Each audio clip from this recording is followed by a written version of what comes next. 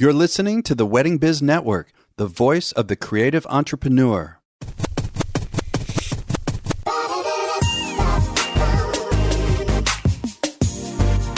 Hey everyone, it's Andy Kushner, host of The Wedding Biz, in which I conduct in-depth and revealing interviews of icons and those who I feel are the next generation icons of the weddings and event industry. And this is all to provide education and inspiration. If you missed last week's episodes, on Monday, I had Christina Matucci, Executive Director for David Beam, talking about performance and storytelling techniques for when we give presentations to clients, conferences, and more. On Wednesday, I had Renee Dallo to discuss how to market your business using Clubhouse. So today's guest, it's his third time on the show. It is Brett Culp, an acclaimed filmmaker and social entrepreneur. He is the personal cinematographer for Hollywood stars, music icons, beloved authors, Hall of Fame athletes, and royal families. His films are featured on Netflix, iTunes, Hulu, and Amazon Prime. And Brett's original first interview on The Wedding Biz, which was just so amazing, you've got to listen to it. It was episode 119. And today's conversation with Brett is all about returning to so-called normal life as the pandemic seems to be wrapping up. It's a very interesting conversation. Every time I talk with Brett, it's such a great time. Enjoy my conversation with Brett Culp. Hey, Brett, it is so good to have you back on. It is so hard to believe that we last spoke literally. It was a week or two after the pandemic started and shut down life as we knew it. It's crazy.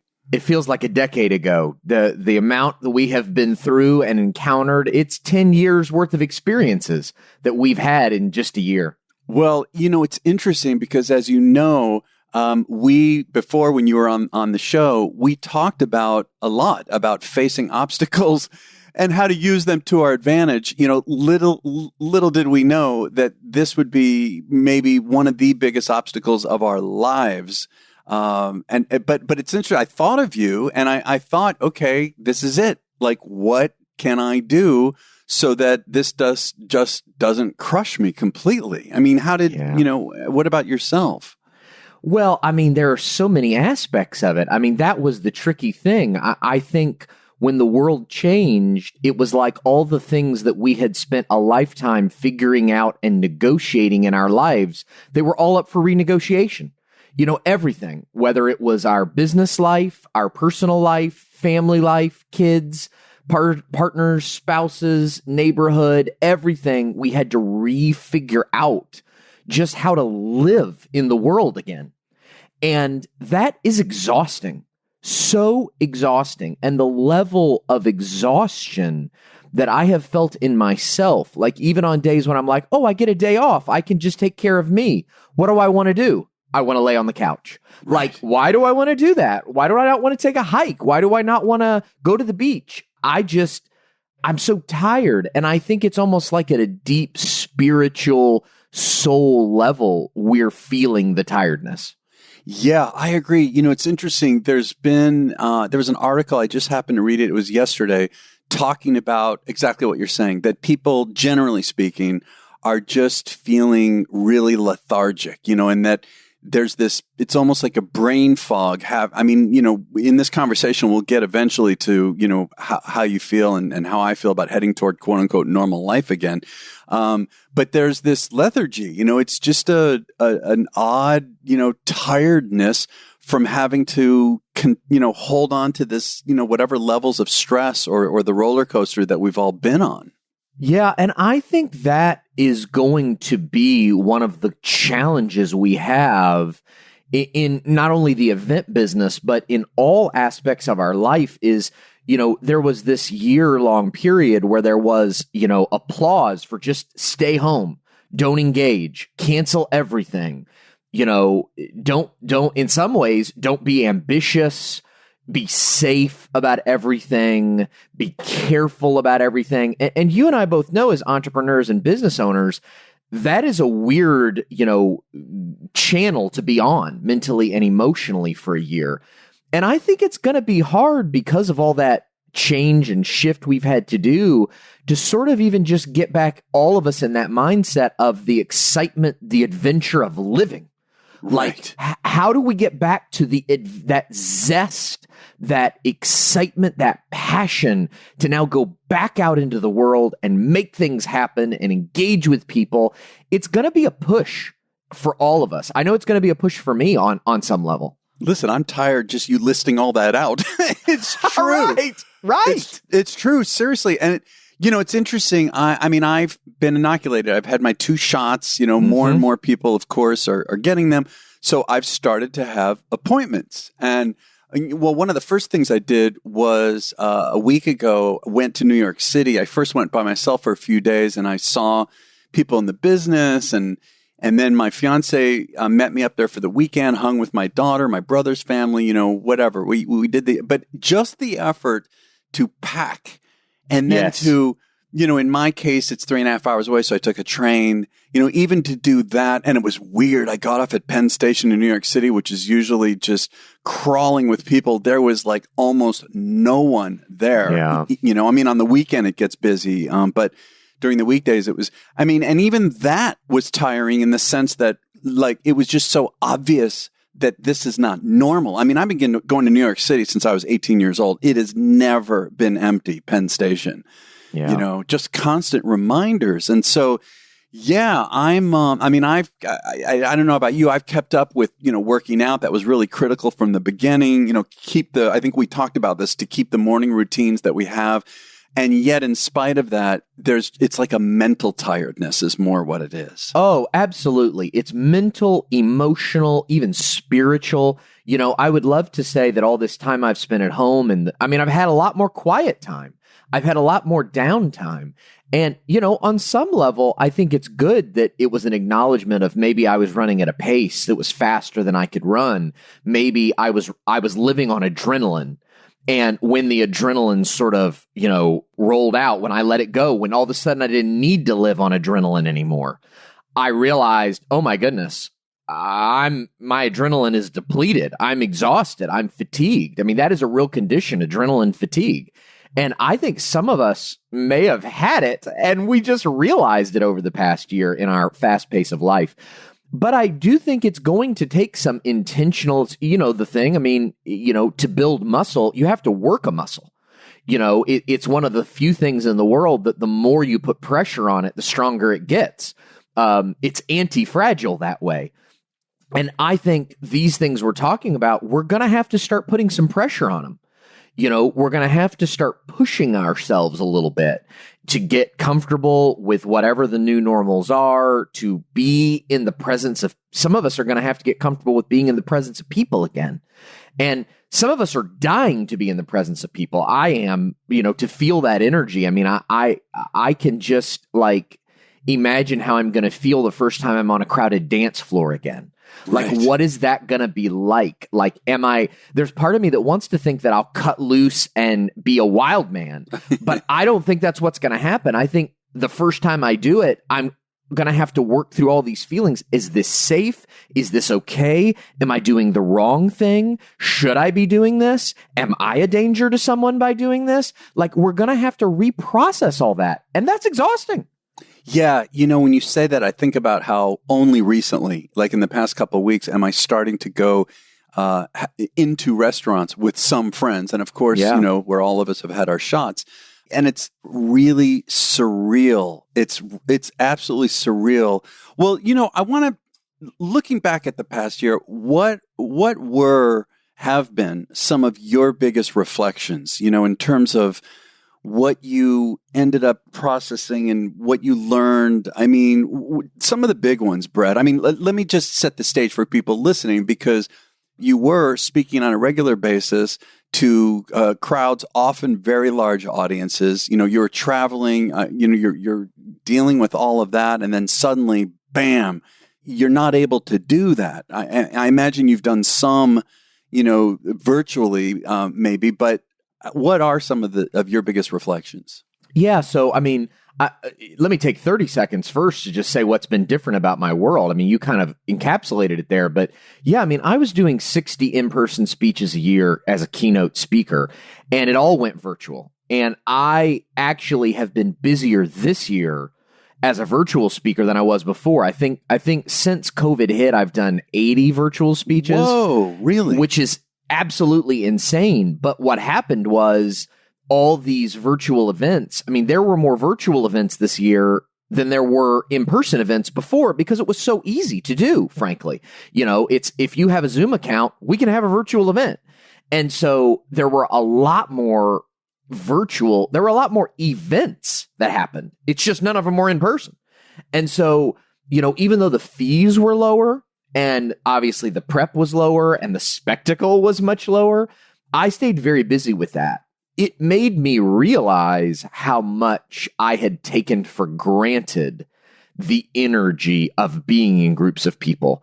I've always in my life thought of myself as an introvert. I'm an introvert because that's where I get my energy from. Although my core talents are as a communicator, I get my energy from being alone. Well, I realized that this year that's a spectrum.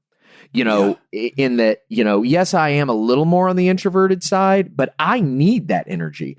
I mean, since I was 21 years old, my entire career has been built in events. From weddings where I started to corporate and not-for-profit, then to being a filmmaker and doing screenings all over the world, to then being a keynote speaker and being at conferences and events. And I haven't been to an event, you know, and that energy has really been different.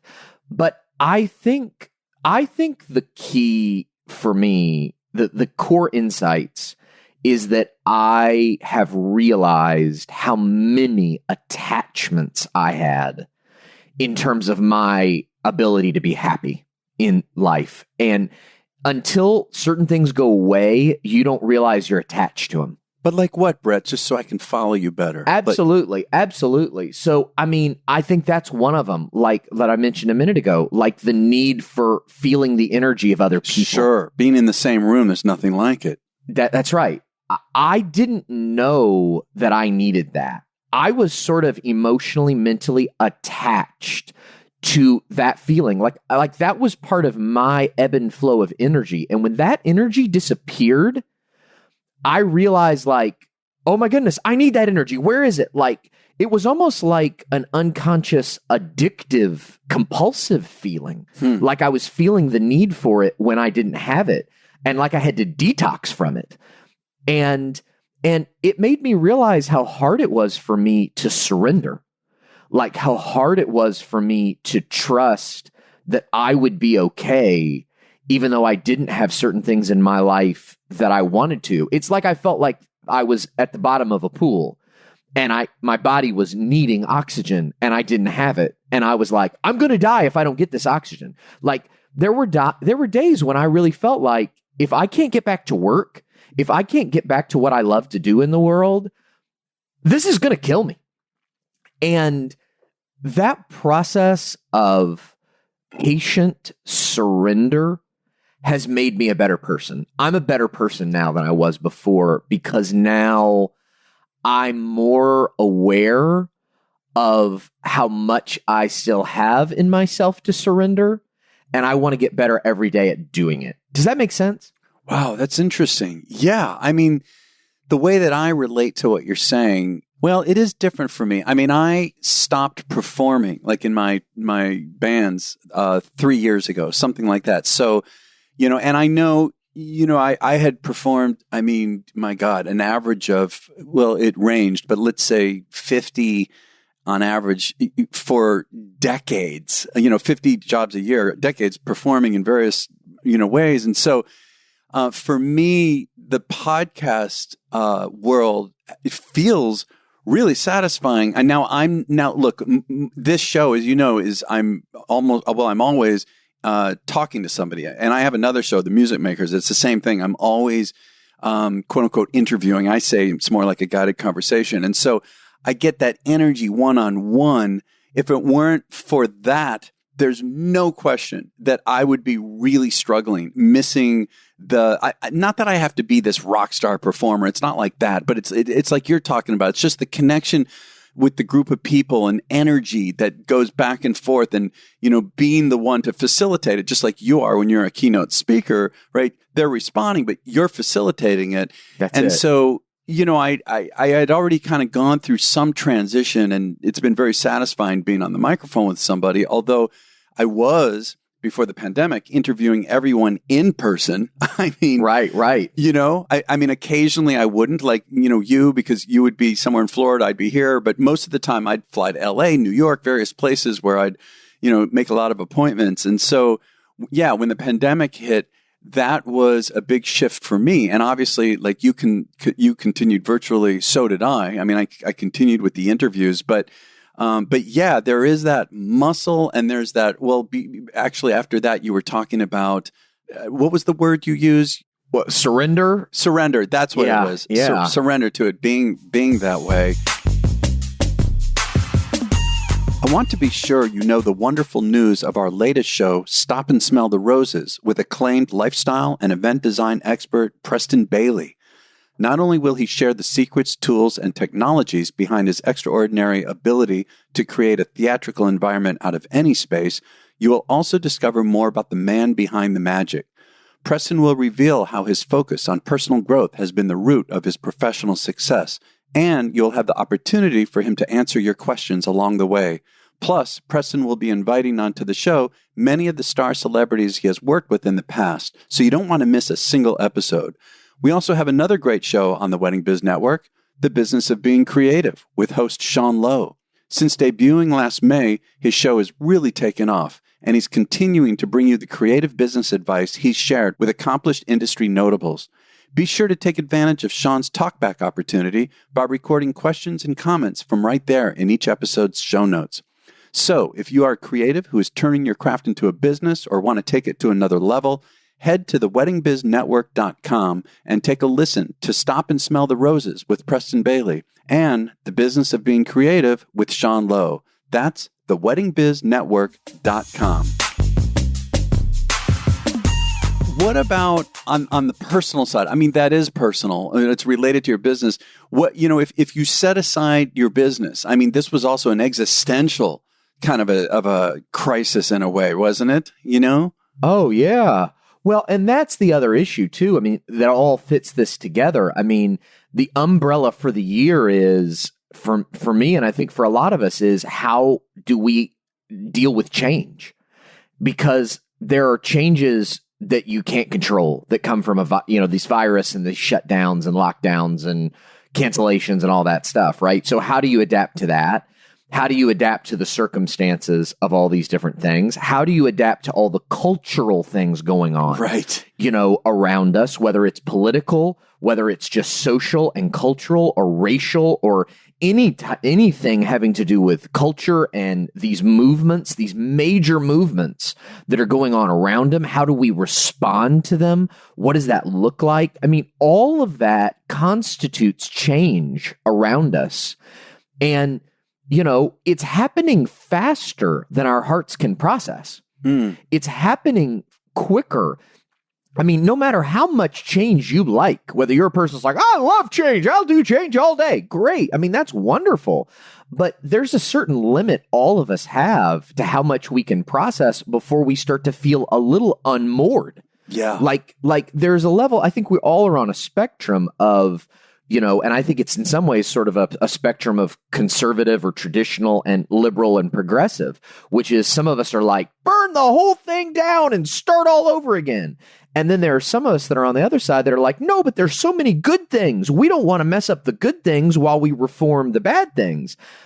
All of us are on that spectrum somewhere, but all of us have a line where we said, yeah, I said burn it down, but not that. Right. Like, don't burn that down. I needed that to feel okay. Right. And so I think all of us have been, at least everybody I've talked to has been tested on that, like a child, like, don't take that pacifier from me. I need that. And you can think, oh, that's fine. Take that. Bro, we needed to burn that down anyway. We didn't need that. Oh, wait, but this, I need this. And that's what it's been for me personally, too. I mean, and it's just silly things like, for example, my kids being school age and going to school. And then all of a sudden, school was canceled. You had to deal with that. Wow. And they were at home. Yeah. And all of a sudden, my son, who was supposed to go to college in the last fall, right. It all just went virtual, and there was no reason for him to go. We'd registered him a place in the dorm and all that. There's no reason for him to do any of that. He stays home. So this journey that you have taken to prepare your kids to be out in the world, to reach a certain moment, and all of a sudden, nope, let's backpedal all that. Now we're going to have to do it all at home. We're going to have to, all of it, they're all losses, but they're all change that's happening so fast, it's impossible to process. And I think a lot of us are just, as the world opens, there's going to be joy, there's going to be excitement, but we're going to go through almost like the stages of grief. Like, it takes time. When you lose someone, it can take years to process through all of the stages. I think 6 months from now, some of us are going to be finding ourselves crying in the shower and not know why. That's interesting. Yeah. It's going to be because some pain that we went through in 2020, we had to just suck it up and be there for our kids, for our spouse, for our partner, for our colleagues, for our business, for our community, whatever. And once it starts to release at some point, it's all going to come crashing out of us. And I think we got to normalize that and realize that's normal. That's the way life is. And that's okay. It doesn't mean there's anything wrong with you. As you talk about this, it's interesting. I'm realizing more that I am kind of in a state of confusion, because there's all the stuff with the vaccines, and what's going on with all of that. There's certain things that are opening up and partially opening up. And like I said, I just traveled for the first time and I'm starting to go into restaurants, and now I'm starting to talk to clients again, because there are still some jobs that are postponing again. Still, some are canceling, but then some are starting to happen. And I'm feeling it's like I'm not feeling solid in any particular place where we're no longer in the thick of the pandemic where we can't do anything. We're not there. We're not fully back either. And it's almost like this transition is kind of dragging on, and we don't know. I don't know where this is going. I don't know how this is going to go. I don't know what I'm going to be left with. I don't know how I'm going to feel. I'm in this fog right now, more so than before, frankly, is how I feel. Well, I think even the most hopeful of us, even those of us that optimism comes easier for, that hope has taken a beating. Our sense of faith has taken a beating to the point where when you get an email for another postponement or cancellation, you're not even upset anymore. You're like, well, of course, and I think to go so many months in a state where you almost expect bad things to happen. Right. That does create a sense of gloom, that it's like, it's hard. I mean, hope is built on the idea that there's good ahead, that there is positive ahead, there is good ahead, but it's not empty. It's also built on this belief that we are powerful to take action and to make that happen. That I can, through my own behavior, through my words and actions, through my own initiative and ambition and hustle, that I can bring more good into my life and into the lives of the people that I love. When you go through a 14-month period where it kind of doesn't seem to matter what you do, it all just seems to get worse. Like, you're losing ground no matter how fast you run. You're never getting closer to the finish line. That feeling is really depressing. It is discouraging. It is heartbreaking. I mean, we've already talked about it being exhausting. It is, but it at a deep level squashes your sense of faith that life, that the universe is a benevolent place and that life is good and that there's good ahead for me. This is never going to end. Like, I've said that to my wife on multiple occasions. I get a postponement and I'm like, I am never going to go give a live speech again. It is never going to happen. And even though I know in my logical mind that's not true, in my emotional mind, I mean, we believe what gets reinforced. The experiences of our life shape us in many ways. And no matter how resilient we are on the inside, it's impossible to ignore external circumstance forever. And so I think that sense of confusion, even now, it's like, I mean, I had a conversation this morning with a client that I'm speaking at their event in October. It's in October in Cleveland. And they are still kind of like, yeah, we're planning to do this in person. We sure hope that'll happen. Right, and I'm like, exactly. Don't say that to me. Don't say that to me. I don't want to hear that. You know, it's going to happen. We're going to do it. Let's not talk that way. I mean, I didn't say that out loud. I'm fighting that battle in my head and in my heart. But just the knowledge that that could be true, that an event in October could still be postponed, could still be canceled, could still go virtual. I'm at the point now where I can't even emotionally allow myself to consider that might be reality because I just can't. It's heartbreaking. I hate to pile on top of this, but look, they're talking about how we probably won't reach herd immunity. And what is that going to mean for next winter? Right. And is that going to affect the rest of us, those of us who are inoculated with, stronger variants that because of all the people that aren't. And, but it's just, there's still maybe, and I think that's partly why I'm feeling this confusion, this fog. And in addition to the way you're framing it too, which I can resonate with, is that I don't know. I mean, yes, I'm sure it's going to end, but I don't really see it. I mean, I believe it's going to end, but I don't really know. And even though there's these, different movements toward quote unquote normal life in various ways, there's still kind of this unknown. I think I don't want to speak for everyone, but I think we're all really not clear. It's still a fog what's coming in front of us, Well, and now we come full circle in this conversation, which is the feeling that these circumstances force on self-reflection, which is, can I be happy? Can I be at peace knowing that I cannot control any of that? That's the ultimate. Yeah. I don't know what's going to happen next. The reality is that was always the case. It was always. I was just going to say that is actually, but it's really now in front of our face. It's more literal. It's literal. And the sad truth that has been exposed, I think, to all of us is we were all living from little high to little high from those rare circumstances where not only did we feel joy, but we felt in control of our lives, which was really all an illusion anyway. Right. It was all an illusion. Yeah. And yet to go through 14 months of it, as you just said, it puts it in our face in a way we can't get away from it. And to now have to look to the future that way. Now, again, 2 years ago, we still looked to the future that way. That was the reality. But we were living in the illusion that we were in control of it.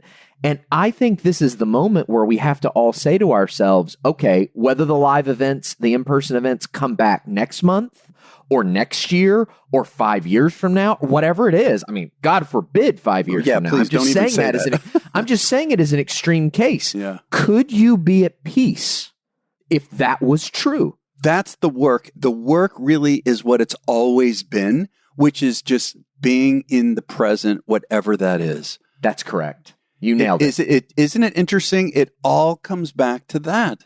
And that is what it is right now. Like I'm thinking while you're talking, I'm going through this range of emotions. I love when we talk, Brett. It's very inspiring and also really makes me search within and get into that moment. And that's what it comes down to is it's all about that. It's being able to still find happiness, still find satisfaction.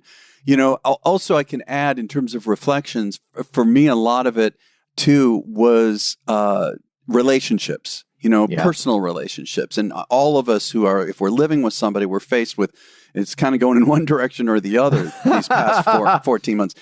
For me, I've been really fortunate. I was dating someone for a year and a half. We were starting to think about moving in together or, we were thinking about it. The pandemic hit. We had to shelter in place. We kept our individual places, but we did move into the same place together. Kept our two places, but decided to shelter in place, not knowing how long it would last. It went so well that we ended up permanently moving in together 6 months later. So it was in September. Now we're engaged, by the way. So congratulations. Yeah, thank you. And so one of the gifts of this time period and this forced self-reflection and was to really, for me, to think about, as important as my businesses and my careers are, and satisfying and difficult and all of that and growthful and the whole thing. The relationships was what I was ultimately left with, especially for the first few months when there was nothing going on. And so that type of reflection has been, at least it's been really powerful for me. And I don't want to lose that. And, I don't want to say when things get more and more and more normal, I don't want to lose that awareness that I've gotten, even more so been reminded about what is life really about. Absolutely. Well, I think for some of us, I know this has been true for me sometimes, my work has become a distraction that I could engage with to keep me from having to face the things, the fears, the insecurities, the weaknesses within myself that I did not want to deal with. So it's like, I don't want to deal with this. I'll throw myself in my work and feel some sort of honor and achievement from that. And I'll run away from the difficulties in my relationships because I got to go to work. I got to get work done. I got to pay the bills. I got to, baby needs a new pair of shoes. All those things we say to justify the fact that we don't really want to sit down and have the conversation with our significant other we need to have. We don't want to sit down and have the conversation with ourselves that we don't want to have. And I think this time has revealed a lot for us personally and in our families about who we are and things that we used to run away from, we couldn't run away from anymore. And we had to face them. And I think, like what you're describing is a beautiful expression of how community and relationship can reveal the best in us and also demonstrate the growth in us that we have matured, we have grown. Look at this. I could sit at home, I could be with this person stuck in this place and be at peace, and we did not kill each other. Look at the growth in both of us. This is amazing, and that's worth celebrating. Yeah. But then on the other side, there are people that had to face things in their marriages that they'd been hiding from for a decade. Sure. Oh, I can't imagine. Then all of a sudden, they couldn't run from it anymore. And there was no work to go to. And they couldn't even go to the movies and get away from it. Right. And I think that's the back and forth of this time, is that much of the burden and the emotional tension, those that had deep well springs of fear and insecurity built up in them over their lifetime, dealt with COVID with deep fear and insecurity. And those that had been building a life of peace and joy that came from a deep place within them, they found more of that in the moment. Now, I don't mean to say that as an accusation. Like, someone may hear this and say, he's saying I'm a bad person because I was upset about COVID or Black Lives Matter. And it's not about that. That's not what I'm saying. But I do think that these moments have been opportunities for us to see the depths of our souls in new ways. And the question you're asking so well is, are we going to run away from that back into the old patterns, or are we going to look that in the face, the good and the bad, and say, I will face my angels and my demons, and I will live with them all the way to the end and continue to mature and grow? That's a question we all have to ask ourselves, because as the world opens up, we can start distracting ourselves again with all the distractions, all the things that we loved and enjoyed and had fun, and the parties and the games and all that stuff. But what you carry inside will still be there. This is the moment to deal with it. Yeah. I think this is a good place in the conversation to kind of start to wrap up and let this sit for a bit, to really absorb this. But where I'm at right now, toward the end of this conversation, is aware that I do believe that those of us, who maybe don't yet see it, that this has been growthful, Yes. and it is the only way to look at it. I mean, right, it's all perception and, reframing, not in some false way or fake way, but I want to look at, what did we get out of this? What have we learned? And, for some of us, there are certain conclusions we've come to, and for others, it's still being formed. And like you said, 6 months from now, there could be other, experiences that lead to realizations. And so, I've got to believe that for all of us as a whole, that this is growthful. We just some of us may have to find what that is and embrace it. Yeah, I think there's a tricky balance. What's difficult for all of us is to look at moments in the world, in the circumstances around us, in our culture, in our nation, in the whole globe. And how do we look at certain things and say, this is good? Like, I can see the good in this, right? I mean, it's very difficult. Even the most optimistic of us who want to say that is true, we hit walls where we're like, well, I can't say that about this. But the trick to me is to say, okay, I don't know about that. I'm never going to know enough or be wise enough to understand the narrative of all of time and space. I'm not God. I never will be God. Thank God I'm not God, because I would do a terrible job. But if I can look at me personally, just me, you just look at you and say, how can I find the good in this for me? The growth in this for me. That's always there. It's always there. And the interesting trick is that if we are all willing to do that, then we find that the world is better. And so if we're willing to look personally, introspectively at ourselves and find the better, find the growth, find the maturity, then the world gets better. And then we redeem that tragedy. Then we redeem the difficulty, not because the external circumstances were redeemed, but because we individually, each one of us, were redeemed. And when we bring all that together, it changes everything. Well, Brett, wow, I love talking with you, and it's interesting, the timing of the talks that we've had. I think this is the third one on this show. It's all been really major. It just turned out to be the timing, which was really, really profound. And so it would be interesting for us to touch base again, like in 6 months or something like that, or at most a year, maybe 6 months. We should touch base again, because it's just wonderful to have these conversations together. It's really wonderful. I appreciate it. I love it. Well, I hope when we catch up then, I'll be on the road somewhere, and I hope you will be too, and we can catch up on the road. Absolutely. Thanks, Brett. Thanks for the time, Andy. Have a great day. Thank you for listening to my conversation with Brett Culp. Be sure to check out his website, which is brettculp.com. You can get all the information from the show notes at our website of theweddingbiz.com. And if you enjoyed today's conversation, if it helped you to really think and hopefully be inspired, please share it with friends and business colleagues who you feel would benefit from it.